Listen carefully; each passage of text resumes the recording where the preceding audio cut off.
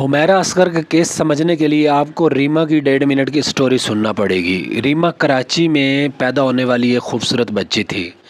रीमा वो बच्ची थी जिसके पैदाइश से भी पहले उसके साथ ज़्यादती होना शुरू हो गई थी। उसके माँ बाप जब भी दुआओं में औलाद को मांगते थे तो अपने बेटों को मांगते थे, बेटियां नहीं मांगते थे।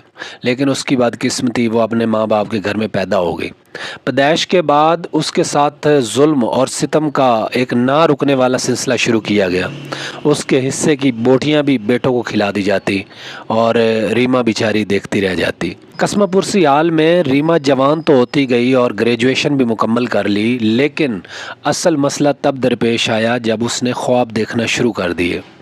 उसकी क्या मजाल थी कि इस मुआशरे में वो ख्वाब देख रही है, और वो भी फ़नून लतीफ़ा से मुताल्लिक़। वो एक्टर बनना चाहती थी, वो ड्रामा निगार, वो फिल्म स्टार, वो थिएटर की फ़नकार, वो पेंटिंग्स और मौसीकी की दिलदादा थी। उसकी बदकिस्मती कि पूरी दुनिया में सबसे बड़ी अपोजिशन का उसको घर में ही सामना करना पड़ा। आखिरकार उसने घर की दीवार को फलांगा और अपने ख्वाबों को पूरा करने के लिए बाहर निकल पड़ी। बाहर का मौसम उसके लिए उसी तरह ही नागवार था जैसे उसके घर का मौसम था। हर तरफ रुकावटें, हर तरफ परेशानियां, हर तरफ से गुस्से, डिप्रेशन और हरासमेंट का उसको सामना करना पड़ा। आखिरकार वो बच्ची एक फ़्लैट में कुछ दिनों के बाद मुर्दा पाई गई। ये एक फ़र्ज़ी कहानी तो ज़रूर है, लेकिन ये हर रीमा इसी तरह हमारे घरों में पल रही है। हुमैरा असगर भी इसी तरह के हालात से गुज़रती हुई जवान हुई और अपने ख्वाब को तोड़ती हुई इस दुनिया से रुखसत हो गई। आप इमेजिन करें कि 8-9 महीने एक बच्ची एक फ़्लैट में मुर्दा पाई गई और उसके मुतल्लिक़ किसी को ख़बर ना हुई।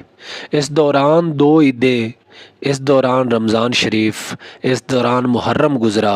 हाँ, सारी दुनिया एक दूसरे को मुहर्रम के अय्याम में पानी पिला रही और हुमैरा का किसी को ख़याल ना आया। ये हमारे मुआशरे का अलमिया है कि आए रोज़ सना यूसुफ़, हुमैरा असगर और रीमा जैसी बच्चियाँ हमारे आस पास इस दुनिया से गुज़र रही हैं, और हमारा मुआशरा बजाय उनके लिए आवाज़ उठाए उनके किरदार कुशी कर रहा है, उनके ऊपर बातें कर रहा है। ये हमारी पस्ती का आलम है, ये हमारी सोच का आलम है।